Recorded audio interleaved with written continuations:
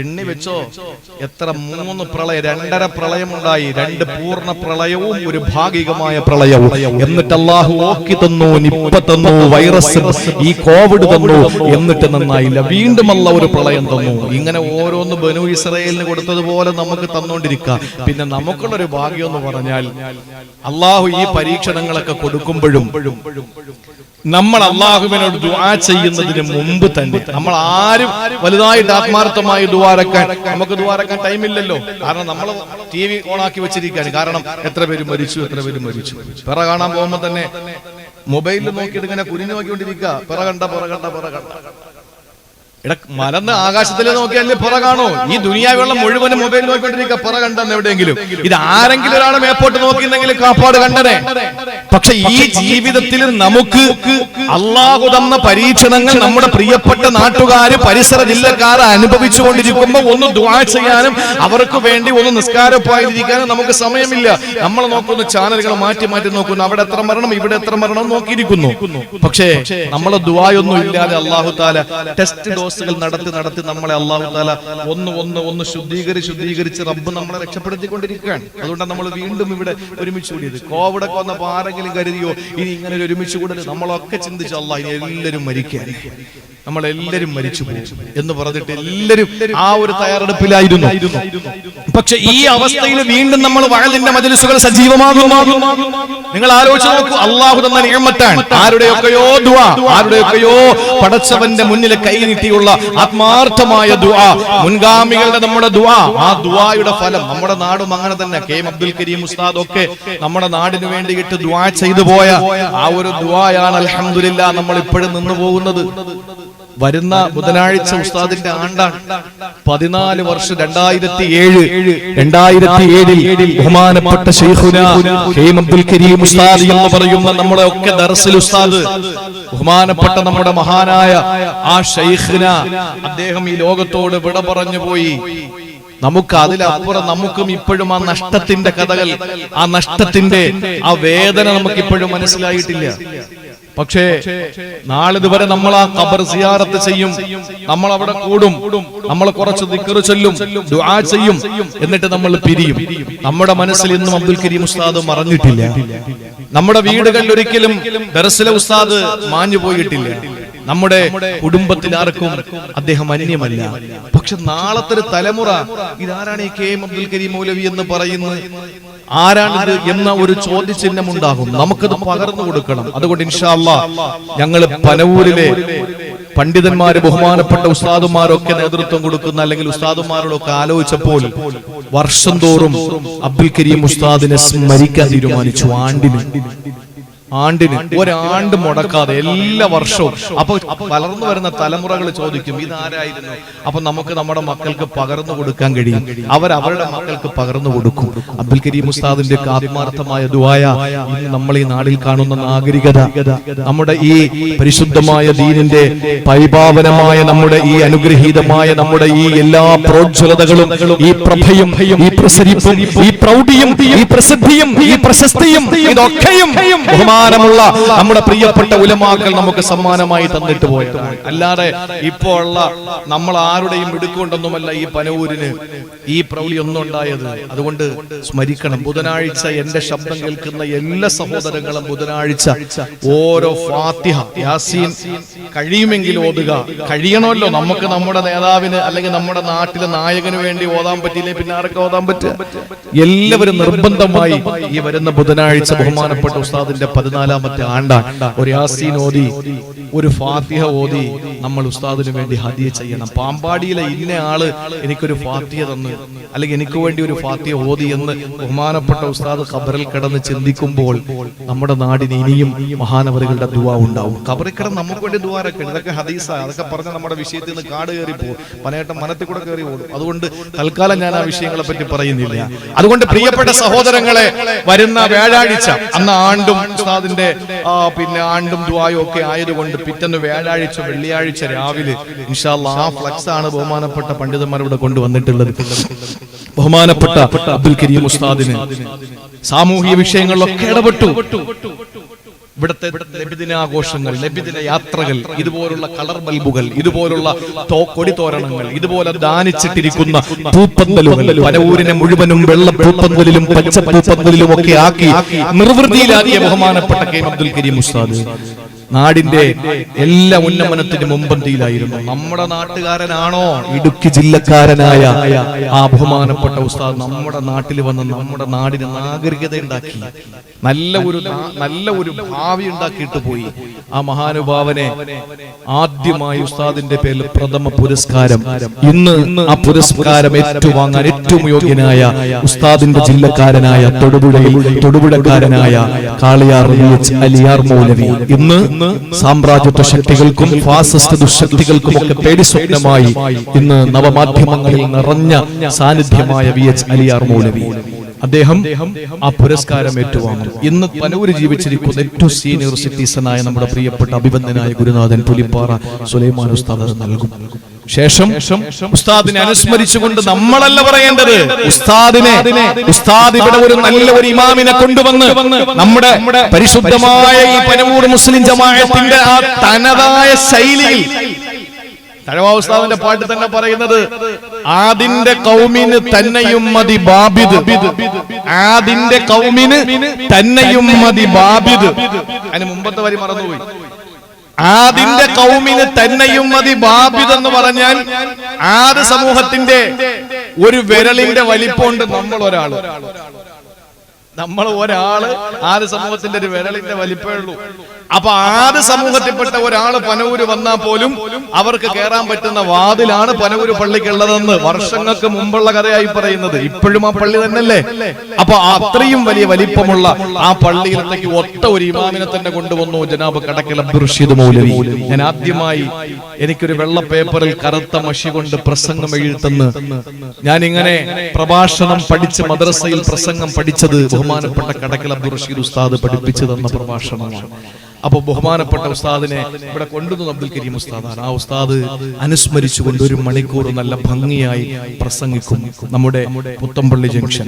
ആ പുത്തമ്പള്ളി ജംഗ്ഷനിൽ ഇൻഷാ അല്ലാഹ് വരുന്ന വ്യാഴാഴ്ച എല്ലാവരും കൃത്യമായി അസർ നമസ്കാരത്തിന് ബഹുമാനപ്പെട്ട ഉസ്താദിന്റെ ഖബർ കൂട്ട സിയാറത്തോടുകൂടി ആരംഭിച്ച് ഇഷ അല്ലെങ്കിൽ ഒരു 9 മണി വരെ നീണ്ടു നിൽക്കുന്ന പരിപാടിയിൽ പാമ്പാടിയിലെ മുഴുവൻ സഹോദരങ്ങളെയും ഞാൻ അതിന്റെ ഒരു സംഘാടകൻ നിലയ്ക്ക് നിങ്ങളെ ക്ഷണിക്കാണ്. അള്ളാഹു മനസ്സിലാക്കാനുള്ള തൗഫീക്ക് തരട്ടെ.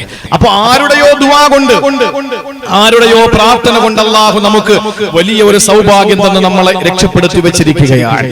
സഹോദരങ്ങളെ, അള്ളാഹു ബനൂ ഇസ്രായേലികൾക്ക് ശിക്ഷ കൊടുത്തു. അത് തവളകളായിരുന്നു. ആ തവളകൾ അള്ളാഹു ശിക്ഷയായി ഇറക്കിയപ്പോൾ മൂസാ നബിയുടെ മുമ്പിൽ വന്നിട്ട് പറഞ്ഞു, മൂസ നബിയേ ദുആ ചെയ്യണേ, മൂസ നബിയേ ദുആ ഇറക്കണേ, ഇനി ഞങ്ങൾ തെറ്റ് ചെയ്യില്ല. അവസാനം അല്ലാഹു ഒരവസരം അവർക്കല്ല കൊടുത്ത ശിക്ഷ എന്തെന്നറിയോ? അള്ളാഹു ഒടുക്കത്തെ ശിക്ഷ അങ്ങോട്ട് കൊടുത്തു. ഈ ഒടുക്കത്തെ ശിക്ഷ ഏതെന്നറിയോ? നമ്മൾ പറയുമല്ലോ രക്തം കണ്ടു എന്ന് പറയുമല്ലോ. എല്ലാത്തിന്റെയും അവസാന രക്തമല്ലേ? രക്തം കണ്ടു എന്ന് പറയുന്ന അവസ്ഥയിൽ അള്ളാഹു ആ പരീക്ഷണത്തെ അങ്ങനെ തന്നെ കൊടുത്തു. പിന്നെ അള്ള കൊടുത്തത് രക്തമാണ്. ശരീരത്തിൽ നിന്ന് രക്തം ഇങ്ങനെ ഒലിച്ചിറങ്ങാൻ തുടങ്ങി. മാത്രമല്ല, കുടിക്കാൻ ഒരു ഗ്ലാസ് വെള്ളമെടുത്താൽ അതിൽ വ്യക്തമായി വസ്ത്രം ധരിക്കാൻ പറ്റുന്നില്ല, മുഴുവനും ബ്ലഡാണ്. ആളുകൾക്ക് ഇങ്ങനെ ബ്ലീഡിങ്ങിന് പുറത്ത് ആളുകളുടെ ശരീരത്തിൽ മാത്രമല്ല, അവർ കുടിക്കാൻ വേണ്ടി ഒരു ഗ്ലാസ് വെള്ളമെടുക്കുന്നു. പക്ഷെ ഒന്ന് നിങ്ങൾ അറിയണേ, ഈ ശിക്ഷ ഇത്രയും കൊടുത്തപ്പോൾ ധിക്കാരികൾക്ക് മാത്രമാണല്ല ശിക്ഷ കൊടുത്തത്. മൂസാ നബിയുടെ ജനതയായ മൂസാ നബിയെ കൊണ്ട് വിശ്വസിക്കുന്ന സമൂഹത്തിനുള്ള ശിക്ഷ കൊടുത്തില്ല. അവസാനം കുടിക്കാൻ ഒരു ഗ്ലാസ് വെള്ളമെടുത്തപ്പോൾ മുഴുവനും ബ്ലഡാണ്. അതുകൊണ്ട് എങ്ങനെ കുടിക്കും? അതുകൊണ്ട് കുടിക്കാൻ പറ്റാത്ത അവസ്ഥ വന്നപ്പോൾ അപ്പുറത്ത് മൂസാ നബിയുടെ കൗമിൽപ്പെട്ട ഒരു പെണ്ണിനോട് അവിടത്തെ ശിക്ഷ ഏറ്റുവാങ്ങേണ്ടി വന്ന ഒരു പെണ്ണ് പറഞ്ഞു, എനിക്ക് വല്ലാതെ ദാഹിക്കുകയാണ്, എനിക്ക് വെള്ളം കുടിച്ചേ മതിയാവുകയുള്ളൂ, അതുകൊണ്ട് കുറച്ച് വെള്ളം എനിക്ക് തരുമോ? അവൾ ഒരു ഗ്ലാസ് വെള്ളം എടുത്തപ്പോൾ അത് വെള്ളം തന്നെയാണ്. പക്ഷെ ഈ പെണ്ണിന്റെ കയ്യിലേക്ക് അങ്ങ് കൊടുത്തപ്പോ ആ വെള്ളം അതാ രക്തമായി മാറുകയാണ്. അവസാനം ഇനി എന്താ ചെയ്യുക? തൊണ്ട പൊട്ടിക്കീറുന്നു. വെള്ളം വല്ലാത്ത ദാഹിച്ച് പൈതാകമടക്കാൻ ജലപാനം നടത്താൻ കഴിയാതെ വിഷമിക്കുമ്പോ ഈ പെണ്ണ് പറഞ്ഞു, പെണ്ണേ നീ ഒന്ന് കുടിക്കേ, എന്നിട്ട് നിന്റെ വായിൽ നീ ആ വെള്ളം കൊള്ളു, എന്നിട്ട് ആ വായിൽ കൊള്ള വെള്ളമുണ്ടല്ലോ എന്റെ ചുണ്ടിലോട്ടും ഒഴിച്ചു തരുമോ? സുബ്ഹാനല്ലാഹ്, മൂസാ നബിയെ കൊണ്ട് വിശ്വസിച്ച സാലിഹത്തായ പെണ്ണ് വാം നിറച്ചു വെള്ളം കൊണ്ടു. എന്നിട്ട് ഒരു ചുംബനം കൊടുക്കും പോലെ ഈ പെണ്ണിനെ ചുണ്ടിലേക്ക് ചേർത്ത് വെച്ചിട്ട് അവളെ ചുണ്ടിലേക്ക് ഇങ്ങനെ പാസ് ചെയ്ത് കൊടുത്തു. പക്ഷേ ആ മുസ്ലിമത്തായ മൂസാ നബിയെ കൊണ്ട് വിശ്വസിച്ച സ്ത്രീയുടെ വായിൽ കിടക്കുമ്പോൾ ശുദ്ധവെള്ളം നേരെ അപ്പുറത്തെ പെണ്ണിന്റെ വായിലേക്ക് പാസ് ചെയ്യപ്പെടുമ്പോൾ അത് രക്തമായി മാറുന്നു. അല്ലാഹ് പറയുന്നു, ആയാതിൻ മുഫസ്സലാ, കൃത്യമായി ശിക്ഷകൾ ദൃഷ്ടാന്തങ്ങൾ അവർക്ക് ഞാൻ കൊടുത്തുകൊണ്ടിരുന്നു. എന്നിട്ടും അവരുടെ അവസ്ഥ എന്തായി? ഫസ്തക്ബറൂ വകാനൂ ഖൗമൻ മുജ്രിമീൻ. അവര് തെമ്മാടികളായി അഹങ്കാരികളായി അവര് മാറിക്കൊണ്ടേയിരുന്നു എന്ന് അല്ലാഹുവിന്റെ പരിശുദ്ധ ഖുർആൻ സൂറത്തുൽ അഅറാഫിലൂടെ അല്ലാഹ് പരിചയപ്പെടുത്തുമ്പോൾ എന്നെ കേൾക്കുന്ന എന്റെ പ്രിയപ്പെട്ട സഹോദരങ്ങളെ, എന്റെ സഹോദരിമാരെ, അല്ലാഹുവിന്റെ പരിശുദ്ധ ഖുർആൻ മുറുകെ പിടിച്ച് ഏത് രാത്രിയും കിടന്നുറങ്ങുമ്പോ എന്റെ റബ്ബിന്റെ ശിക്ഷ വരും. അതെന്റെ വീട്ടിന്റെ മുകളിൽ ആഞ്ഞിലില്ലല്ലോ പടച്ചോനെ, അതല്ലെങ്കിൽ എന്റെ വീട്ടിന്റെ മുകളിൽ ഉരുളൻ കല്ലുകളില്ലല്ലോ പടച്ചോനെ, എന്റെ വീടിന്റെ ഏതെങ്കിലും ഭാഗത്തലർ വിളിക്കുന്ന സാഗരങ്ങളില്ലല്ലോ പടച്ചോനെ, എന്റെ വീട് ഏതെങ്കിലും ഹിംസ്ര ജന്തുക്കൾ വരാൻ സാധ്യതയുള്ള ഒരു പ്രദേശത്തല്ലല്ലോ പടച്ചോനെ. ഇതൊന്നും ചിന്തിക്കണ്ട. ഒരു ചെള്ളുമതി മോനെ, ഒരു തവളമതി മോനെ, ഒരു ചെറിയ പ്രാണിമതി മോനെ, ഒരു തുള്ളി ബ്ലഡ് മതി മോനെ നിന്നെ അല്ലാഹ് പരീക്ഷിക്കാൻ. അതുകൊണ്ട് ഇനിയെങ്കിലും നമ്മൾ അല്ലാഹുവിന്റെ റുബൂബിയത്തിനെ മനസ്സിലാക്കിയിട്ട്, അവന്റെ ഉലൂഹിയത്തിനെ മനസ്സിലാക്കിയിട്ട്, അവന്റെ വഹ്ദാനിയത്തിനെ മനസ്സിലാക്കിയിട്ട്, അവന്റെ ഏകത്വത്തെ അംഗീകരിച്ചുകൊണ്ട്, മുസ്തഫ നബിയുടെ റിസാലത്തിനെയും നുബുവ്വത്തിനെയും അംഗീകരിച്ചുകൊണ്ട്, അവിടുത്തെ വ്യക്തിപ്രഭാവത്തെ അംഗീകരിച്ചുകൊണ്ട്, അവിടുത്തെ അസാധാരണത്വത്തെ അംഗീകരിച്ചുകൊണ്ട്, അവിടുത്തെ അല്ലാഹുവിന്റെ ഹബീബിന്റെ അപദാനങ്ങൾ പാടിയും പറഞ്ഞും നമ്മുടെ ജീവിതത്തെ ഏറ്റവും ധന്യമായ അവസ്ഥയിലേക്ക് കൊണ്ടുപോവുക. അല്ലാഹു നമുക്കതിനുള്ള തൗഫീഖ് നൽകി അനുഗ്രഹിക്കുമാറാവട്ടെ. ഇതുപോലുള്ള പ്രകൃതി ദുരന്തങ്ങൾ കേൾക്കുമ്പോൾ നമുക്ക് പറയാൻ പറ്റുന്ന ഒരു ചെറിയ ദുആ ഉണ്ട്. അത് ഇന്നത്തെ ദിവസത്തിന്റെ പ്രസംഗത്തിന്റെ സമ്മാനമായി എന്റെ പ്രിയപ്പെട്ട സഹോദരങ്ങളോട് പങ്കുവെക്കുകയാണ്. അല്ലാഹു മുറുകെ പിടിക്കാനുള്ള തൗഫീഖ് നൽകട്ടെ. അല്ലാഹു മുറുകെ പിടിക്കാനുള്ള തൗഫീഖ് നൽകി അനുഗ്രഹിക്കുമാറാവട്ടെ. നാളെ നമുക്ക് അനുകൂലമായ അന്തരീക്ഷമാകും ഇൻഷാ അല്ലാഹ്. അങ്ങനെ അനുകൂലമായ അന്തരീക്ഷമാകുമ്പോൾ നാളെ വകാന തഹ്തഹു കൻസുൽ ലഹുമാ എന്ന ഖുർആൻ പറഞ്ഞ ഖിളർ നബിയും മൂസാ നബിയും നടന്നു പോകുമ്പോ ഒരു മതില് ഇടിഞ്ഞ് പൊളിഞ്ഞ് വീഴാറായി. ആ നാട്ടുകാരോട് ഇച്ചിരി വെള്ളം ചോദിച്ചപ്പോ കൊടുത്തില്ല. അവസാനം ആ മതില് കെട്ടിക്കൊടുക്കാൻ മേസ്ത്രിയായി മൂസാ ഖിളർ നബിയും അദ്ദേഹത്തിനോടൊപ്പം ഒരു സഹായിയായി മഹാനായ മൂസാ നബിയിൽ നിന്ന ഒരു സംഭവമുണ്ട്. ഖുർആൻ സൂറത്തുൽ കഹ്ഫിൽ പറയുന്നുണ്ട്, വകാന തഹ്തഹു കൻസുൽ ലഹുമാ. ആ കാരണം പറഞ്ഞത് ആ മതിൽക്കെട്ട് അതിനടിയിൽ കുറച്ച് നിധിയുണ്ട്. ആ നിധി യതീമീങ്ങളായ രണ്ട് മക്കളുടേതാണ്.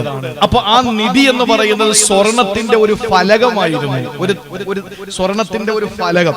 ആ സ്വർണത്തിന്റെ ഫലകത്തിൽ എഴുതിയിരുന്ന 5 വാക്കുകൾ ഉണ്ടായിരുന്നു. അത് ഇൻഷാ അല്ലാഹ് നാളെ കാലഘട്ടത്തോട് യോജിച്ച ഒരു വിഷയമാണ്. അതുകൊണ്ട് ഇൻഷാ അല്ലാഹ് നാളെ അത് പറയാം. ആ നിധിയാകുന്ന സ്വർണത്തിന്റെ ഫലകത്തിൽ ഉണ്ടായിരുന്ന ആ എഴുത്ത് എന്തായിരുന്നു നാളെ നമുക്ക് ഇൻഷാ അല്ലാഹ് പറയാം. നിങ്ങൾ നോക്ക്, പ്രകൃതിക്ഷോഭങ്ങളും ദുരന്തങ്ങളും ഒക്കെ നമ്മൾ കാണുമ്പോൾ വാർത്തകളിലും ഫേസ്ബുക്കിലും സോഷ്യൽ മീഡിയയിലും യൂട്യൂബിലും ഒക്കെ നമ്മൾ കാണുമ്പോൾ നമ്മൾ എന്താണ് ചെയ്യേണ്ടത്? ആ ദുആ എന്റെ പ്രിയപ്പെട്ട സഹോദരങ്ങളെ ഞാൻ പറയും, നമുക്ക് നമ്മുടെ ജീവിതത്തിൽ അല്ലാഹു റബ്ബുൽ ഇസ്സത്ത് തന്ന ആ ഒരു ആരോഗ്യവും ആഫിയത്തും നമുക്ക് വിനിയോഗിച്ച് നല്ല നിലയിൽ ജീവിക്കാൻ അല്ലാഹ് സഹായിക്കും നമ്മളെ.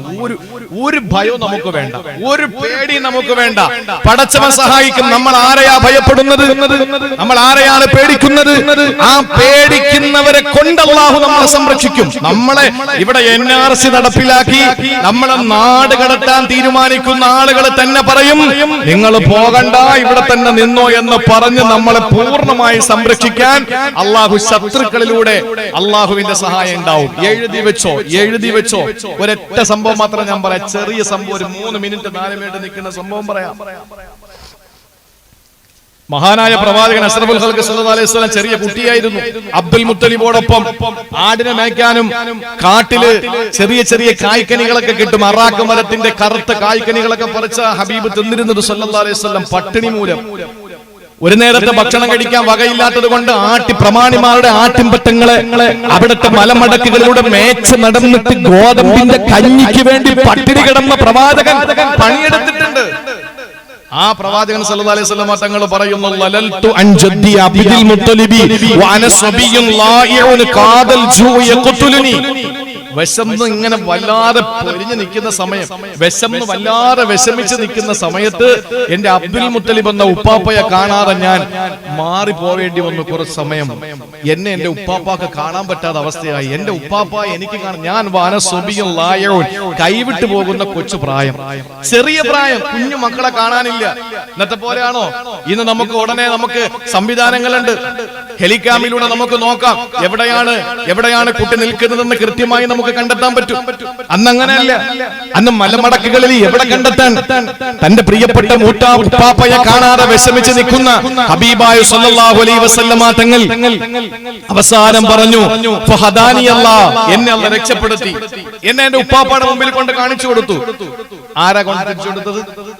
ആരായിരുന്നു ഉപ്പാപ്പയുടെ മുന്നിൽ മഹാനായ പ്രവാചകൻ സല്ലല്ലാഹു അലൈഹി വസല്ലം തങ്ങളെ കൊണ്ടെത്തിച്ചത്?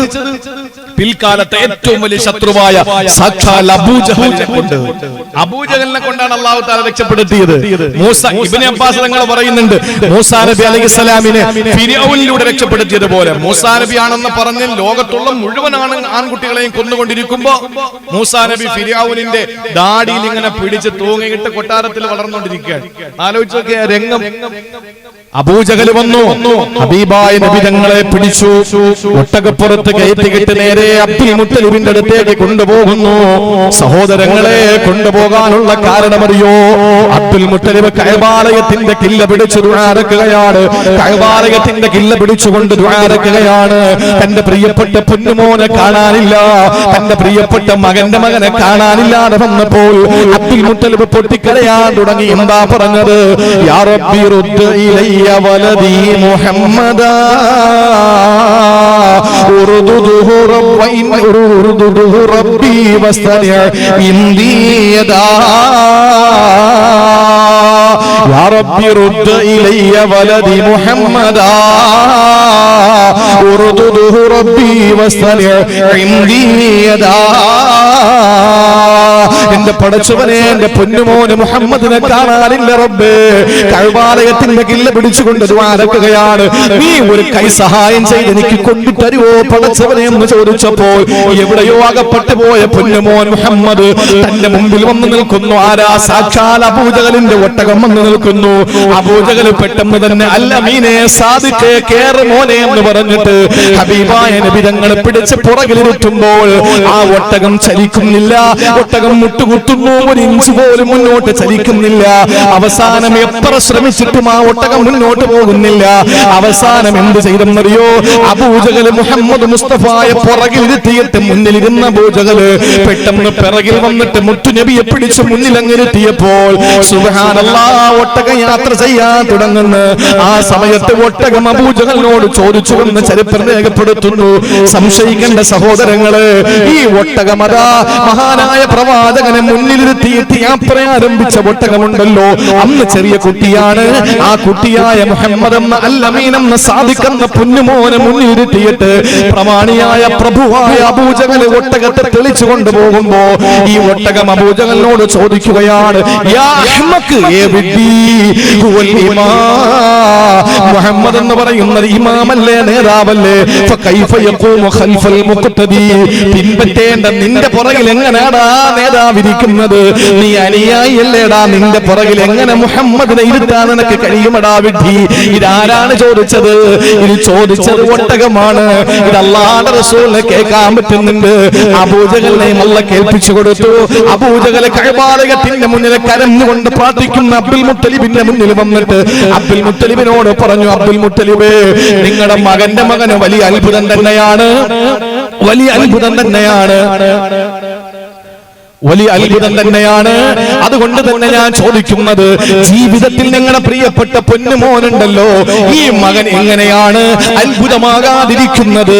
വല്ലാത്ത അത്ഭുതം തന്നെയാണ് പൊന്നുമോൻ എന്ന് പറഞ്ഞ് അബ്ദുൽ മുത്തലിബിന്റെ മുന്നിൽ വന്ന അബൂജഹല് തന്റെ പ്രിയപ്പെട്ട മുഹമ്മദ് എന്ന സ്വാദിഖ് അൽ-അമീൻ എന്ന പൊന്നുമോനെ പുകഴ്ത്തി പറയുമ്പോ, സഹോദരങ്ങളെ, ഏതോ ഒരു കൊടുങ്കാട്ടിൽ അകപ്പെട്ടു പോകേണ്ട, പാറക്കൂട്ടങ്ങളുടെ ഇടയിൽ അകപ്പെട്ടു പോകേണ്ട ആ പ്രിയപ്പെട്ട പ്രവാചകനെ അബ്ദുൽ മുത്തലിബിന്റെ സംരക്ഷണയിൽ കൊണ്ടുകൊടുത്തതാരാ?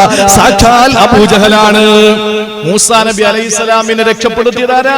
സാക്ഷാൽ ഫിർഔൻ. അപ്പോഴും ഫിർഔൻ മൂസാ നബി അലൈഹിസ്സലാത്തു വസ്സലാം ആണെന്ന് കരുതിക്കൊണ്ട് ലോകത്തുള്ള മുഴുവൻ കുഞ്ഞുങ്ങളെയും കൊന്നുകൊണ്ടിരിക്കുന്നു.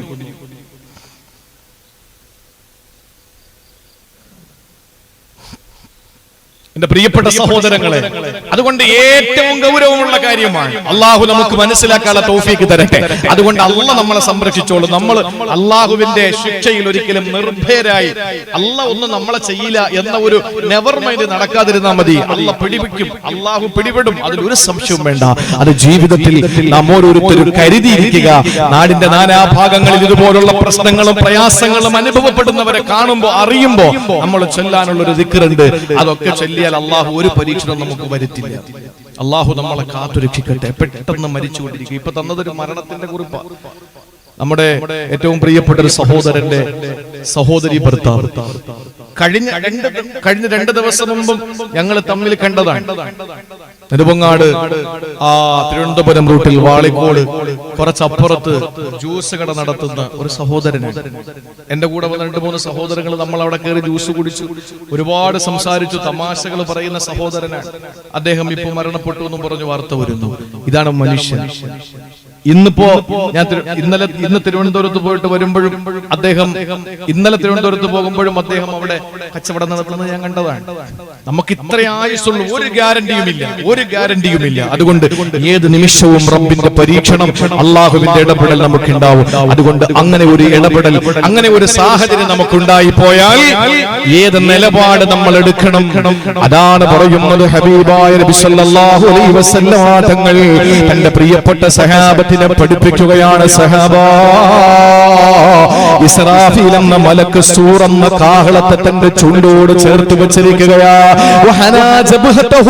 അദ്ദേഹത്തിന്റെ മുഖം ഇങ്ങനെ താഴേക്ക് നോക്കിയിരിക്കുകയാണ്. ഇവിടെ ഒരു വര വരച്ചിട്ട് ഇവിടെ ഓട്ട മത്സരം നടക്കുന്നു എന്ന് സങ്കല്പിക്കുക. ആ മത്സരാർത്ഥികൾ വന്നു നിൽക്കുമ്പോൾ ഇവിടെ ഒരു കുറുകെ ഒരു വര വരച്ചു. ആ വരയിൽ ഇങ്ങനെ കാല് ചേർത്ത് വെച്ചിട്ട് ഉപ്പൂട്ടി ചേർത്ത് വെച്ചിട്ട് എല്ലാ മത്സരാർത്ഥികളും നിൽക്കുമ്പോൾ അവരാരും ആ മത്സരം നടത്തുന്നതിന്റെ ആളാകുന്ന ആ മത്സരം നടത്തുന്ന ആളിന്റെ ചുണ്ടിലിരിക്കുന്ന വിസിലേക്ക് നോക്കി നിൽക്കാറില്ല. ചുറ്റുവട്ടത്ത് വരുന്ന കൈയടിക്കുന്ന കുടുംബത്തിലേക്ക് നോക്കാറില്ല. അവര് നോക്കുന്ന തന്റെ കാൽപാദത്തിലാണ്. എപ്പോഴാണോ വിസിൽ കേൾക്കുന്നത് അപ്പോഴും ഓട്ടം ആരംഭിക്കണം, എന്നിട്ട് വിജയിക്കണം. ഈ ഒരു ചിന്തയാണ്. അങ്ങനെ ചിന്തിച്ചുകൊണ്ട് ഓരോരുത്തരും ഇങ്ങനെ കാത്തിരിക്കുന്നത് പോലെ ഹബീബായ നബി തങ്ങൾ പറയുകയാണ്, കൈഫ അന്തും, നിങ്ങളുടെ അവസ്ഥ എന്താണ്? മഹാനായ പ്രവാചകനാണ് നമ്മളോട് പറയുന്നത്. ഈ സൂറെന്ന കാഹളത്തെ ഊരുന്ന മലക്ക്, ആ മലക്ക് തന്റെ സൂറെന്ന കാഹളത്തെ ചുണ്ടോട് ചേർത്ത് വെച്ചിരിക്കുകയാണ്. നെറ്റിയെ ഇങ്ങനെ കുനിച്ചു വെച്ചിരിക്കുകയാണ്. ചെവി ഇങ്ങനെ കൂർപ്പിച്ചു വെച്ചിരിക്കുകയാ. ഏത് സമയത്താണ് എന്തൊരു എപ്പോഴാണ് അല്ലാഹുവിന്റെ കൽപ്പന വരുന്നത് ആ സെക്കൻഡിലൊന്ന് ഊതാൻ. അതിന്റെ അലയൊലികളല്ലേ ഈ പേക്കുന്ന എല്ലാ പേമാരികളും, അതിന്റെ ചെറിയ ചെറിയ ടെസ്റ്റ് ഡോസുകളല്ലേ നമ്മളെ കാണുന്ന എല്ലാ പ്രകൃതി ദുരന്തങ്ങളും. ഇത് പഠിപ്പിച്ചപ്പോൾ സഹാബത്ത് ചോദിക്കുന്നു, ഫമാ നഖൂലു യാ റസൂലല്ലാഹ്, അങ്ങനെ ഒരു സാഹചര്യം ഉണ്ടാകുമ്പോ ഞങ്ങൾ എന്താണ് പറയേണ്ടത് നബിയെ? ചിന്തിക്കണേ, ഇത് പറഞ്ഞത് സഹാബത്താണ്, അവരുടെ കാലഘട്ടത്തിലല്ല ഇത് ഉണ്ടാകുന്നത്. അപ്പൊ നമ്മൾ ചിന്തിക്കുന്നതും അങ്ങനെ തന്നെ, നമ്മുടെ കാലത്തല്ലല്ലോ.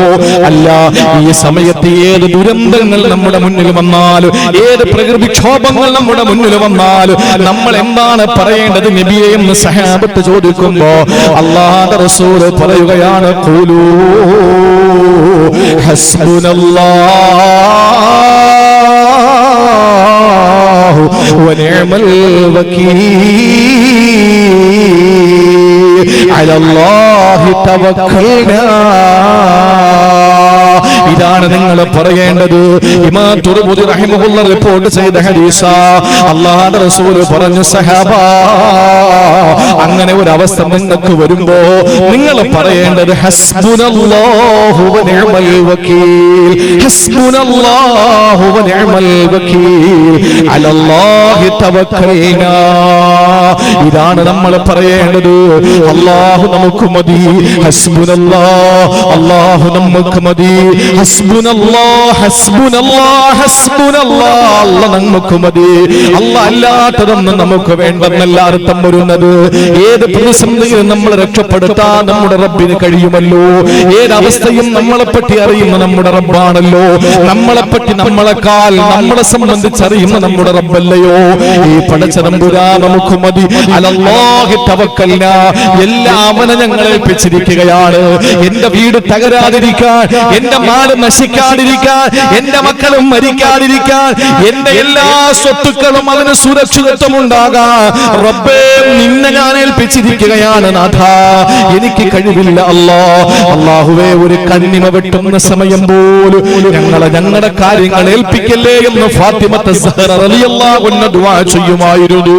അതുകൊണ്ട് എല്ലാം അങ്ങ് ഏൽപ്പിച്ചു കൊടുക്കുക. അവൻ നമ്മുടെ കാര്യങ്ങൾ നോക്കിക്കൊള്ളട്ടെ, അവൻ നമ്മുടെ കാര്യങ്ങൾ പരിഹരിക്കട്ടെ, അവൻ നമ്മുടെ കാര്യങ്ങൾ എല്ലാം ചെയ്യട്ടെ. നമ്മളൊന്നുമല്ല ചെയ്യേണ്ടത്, നമുക്കൊരു കഴിവുമില്ല. അതുകൊണ്ട് ഏത് പ്രതിസന്ധി വന്നാലും, ഒരു സ്ഥലത്ത് അപകടം നടന്നെന്നറിഞ്ഞാൽ, ഒരു സ്ഥലത്ത് പ്രകൃതിക്ഷോഭമുണ്ടെന്നറിഞ്ഞാൽ, ഒരു സ്ഥലത്ത് പേമാരി പെയ്യുന്നെന്നറിഞ്ഞാൽ നമ്മൾ പറയണം ഹസ്ബുനല്ലാഹു വ നിഅമൽ വകീൽ, അലല്ലാഹി തവക്കൽനാ. ഇത് നമ്മുടെ മുഖമുദ്രയാക്കണം. എല്ലാ വിപത്തിൽ നിന്നും അല്ലാഹു നമ്മളെ കാത്തുരക്ഷിക്കും, അതിൽ യാതൊരു സംശയവുമില്ല. സർവാധിനാഥനായ അല്ലാഹു റബ്ബുൽ ഇസ്സത്ത് അതിന് തൗഫീഖ് നൽകി അനുഗ്രഹിക്കുമാറാവട്ടെ. അല്ലാഹു നമുക്കതിനുള്ള തൗഫീഖ് നൽകട്ടെ. സഹോദരങ്ങളെ, അതുകൊണ്ട് നമുക്ക് പറഞ്ഞത് കൊണ്ടും ഒരു നഷ്ടവും നമുക്ക് വരാനില്ല, കൊടുത്തത് കൊണ്ട് ഒരു നഷ്ടവും വരാനില്ല. ഞാൻ എന്റെ ലൈവ് കാണുന്ന മുഴുവൻ സഹോദരങ്ങളോടും സഹോദരിമാരോടും പറയാൻ, ഞാനിപ്പോൾ ഈ പ്രസംഗിക്കുന്നത് എന്റെ ജന്മനാട് കൂടിയായ പനവൂർ എന്ന പ്രദേശത്തെ പാവപ്പെട്ട കുറച്ച് നല്ല മനസ്സുള്ള കുറെ വിശ്വാസികൾ തിങ്ങിപ്പാർക്കുന്ന ഒരു പ്രദേശത്താണ്. ആ പ്രദേശത്ത് വർഷങ്ങളായി 4 കൊല്ലമായി ഇവിടത്തെ ചെറുപ്പക്കാർ വേറെ എന്തിനെല്ലാം അവർക്ക് പോകാം, ഗാനമേള വെക്കാം, അവർക്ക് 1 രൂപയുടെ നഷ്ടം വരില്ല. നാടകം വെക്കാം, 1 നയാ പൈസയുടെ നഷ്ടം അവർക്ക് വരൂല. അവർക്ക് വേറെ എന്തെല്ലാം വെക്കാം, ഏതെങ്കിലും ഒരു നടനെ കൊണ്ടുവരാം, ഇതിനേക്കാളും ആള് കൂടും, ഇതിൽ 1 രൂപയും അവർക്ക് നഷ്ടം വരില്ല. പക്ഷെ അവർ അള്ളാഹുവിന്റെ പരിശുദ്ധമായ ദീൻ മുറുകെ പിടിച്ച് അള്ളാഹുവിന്റെ ഹബീബിന് ഏറ്റവും ഇഷ്ടപ്പെട്ട സാധുക്കളെ സഹായിക്കുന്ന ആ മഹത്തായ ഒരു സദസ്സ് സംഘടിപ്പിച്ചു. ഈ പള്ളിക്കകത്ത്, ഈ പരിശുദ്ധമായ നമ്മുടെ ഈ പള്ളിക്കകത്ത് ഇന്ന് കേരളത്തിൽ അറിയപ്പെടുന്ന ഒരു സാലിഹായ സാത്വികനായ നിരവധി സ്വലാത്ത് മജ്‌ലിസുകൾക്ക് നേതൃത്വം നൽകുന്ന ഒരു പ്രശസ്ത മതപണ്ഡിതനെ കൊണ്ടുവന്ന് അദ്ദേഹത്തിന്റെ കാർമ്മികത്വത്തിൽ നിക്കാഹ് കഴിപ്പിച്ച് സന്തോഷത്തോടു കൂടിയ ഈ കല്യാണം നടന്ന സ്ത്രീകളെ, പെൺകുട്ടികളെ ജീവിക്കുന്നു.